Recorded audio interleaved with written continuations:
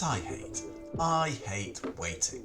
Waiting around for all of the beautiful items from our big farms to end up in our inventory, in chests, because hoppers are slow. And hopper minecarts are slow as well. Mainly because trying to empty anything takes ages. You can build sort of docking setups like this. But look, even that is taking ages.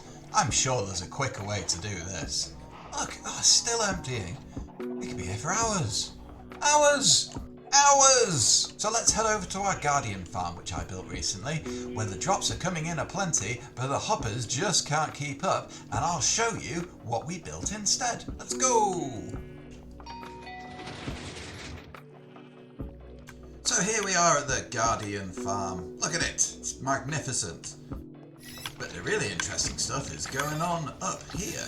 So off our hoppers go to collect their stuff, and then they come back and, oh, look at that. You're never gonna empty a hopper minecart quicker than this. And all the yummy items are just getting instantly chucked out the back. Look at it, it's amazing. Which begs the question, how do we build this magnificent piece of minecart emptying technology? Well, the technology is actually super simple. Anyone can build this, and I'm going to show you how. And this is all we need. Some blocks, a single slab, a single note block, a single detector rail, some powered rails, a single dropper, a single dispenser, some water to get the items off the rail at the back, which you'll see soon, a block of redstone, a non-full block that also lets you put a rail on top of it, so soul sand, mud, there's a couple of other options. A single hopper, a lava bucket, cauldron to put the lava into, our hopper minecart, and 2 observers. And to break the hopper minecart, I'm going to use an amethyst cluster, but you can also use a head. So here we have the imaginary exit of our farm. All of our goods are flying in from the farm, ready to be collected. So the first thing we need to do is we need to put in an observer. So get underneath, and we want our observer to be facing upwards. The little smiley face, very grumpy face, is at the top. The next thing we need is a detector rail, which we're going to put on top of our observer. Now, when the minecart goes over, the observer is going to see that the detector rail has detected the minecart, and it's going to send off a little redstone pulse downwards. What do we need to do with that? Well, we're going to put a note block here. Now that's going to fire the note block, and then we want to observe note blocks being fired.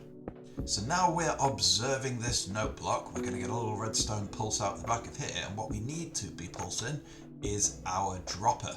So we're going to pop our dropper facing upwards, and then on top of this dropper we're going to put our dispenser. Boop. Now we can put any old block in the middle, doesn't really matter.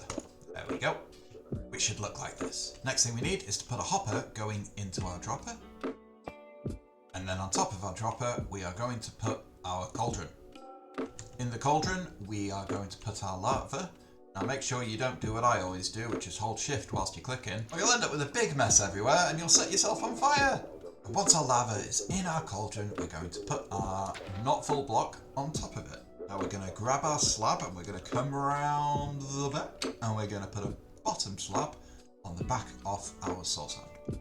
And next to our hopper, we're going to put one solid block. Next thing you need to do is put a solid block behind the slab, one on top of it, and break the bottom one. And then we can put our amethyst cluster, or our player head, or mob head, just here. And the minecart's going to come in. It's going to hit here, it's going to get broken. Minecart's going to get sucked through the cauldron. It's not going to get burnt, don't worry, because the hopper's got priority. The hopper's going to pick that up, pop it in here, and it's going to get dispensed back onto the track. Next thing is to put our powered rails back in, so we're going to put some powered rails up here. And the last thing we need to do is power these rails. Just on the top of this rail, up a redstone. And that, for the most part, is it. Super easy. The hopper goes in, gets broken, gets dispensed back onto the track. What you will find is all of our items are going to end up on this rail here. So the best thing to do here is pop some glass or whatever either side.